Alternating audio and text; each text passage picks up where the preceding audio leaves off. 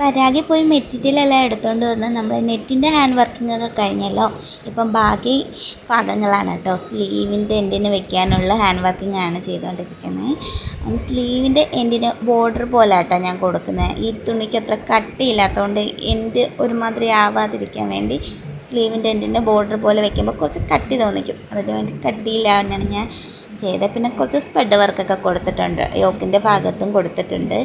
പിന്നെ നമ്മൾ ബോട്ടത്തിൻ്റെ ഭാഗത്തിന് അമ്പർലാക്ക് ഇട്ടാൽ അപ്പോൾ അതിന് കുറച്ച് ജോയിൻറ്റും കാര്യങ്ങളൊക്കെ ഉണ്ടായിരുന്നു. അങ്ങനെ അതൊക്കെ നമ്മൾ ചെയ്ത് ഇനി ചെയ്യാൻ പോകുന്നത് നമ്മുടെ ഷോളാണ് കേട്ടോ. അപ്പോൾ ഷോളിൻ്റെ ലേസ് ഒത്തിരി അങ്ങ് ബോറാവരുതെന്ന് കസ്റ്റമർ പറഞ്ഞിട്ടുണ്ടായിരുന്നു. അതുകൊണ്ട് ഞാനത് കുറച്ച് കാണുന്ന രീതിയിൽ അങ്ങ് ഉള്ളിൽ വെച്ചടിച്ചെടുക്കുകയാണ് ചെയ്തത്. അത് നല്ല ഭംഗിയായിട്ട് വന്നിട്ടുണ്ടായിരുന്നു.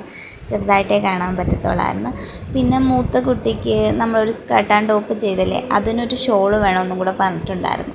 അപ്പോൾ ബാലൻസ് തുണിക്ക് അതിനും കൂടെ ഒരു പട്ടയൊക്കെ വെച്ചിട്ടുള്ള ഒരു ഷോളും കൂടെ റെഡിയാക്കിയിട്ടുണ്ട്. പിന്നെ ന്യൂ ബോൺ ബേബിക്ക് ഒരു സ്കർട്ട് കൂടെ പറഞ്ഞിട്ടുണ്ടായിരുന്നു കേട്ടോ, പ്രിൽസൊക്കെ വെച്ചിട്ടുള്ള സ്കർട്ട്. അപ്പോൾ അതും റെഡി ആയിട്ടുണ്ട്. ഇതിൻ്റെ എല്ലാം ഫൈനൽ ലുക്ക് ഞാൻ അടുത്ത വീഡിയോയിൽ ഇടാം കേട്ടോ. അപ്പോൾ ഇത്രയേ ഉള്ളൂ. Tata bye bye.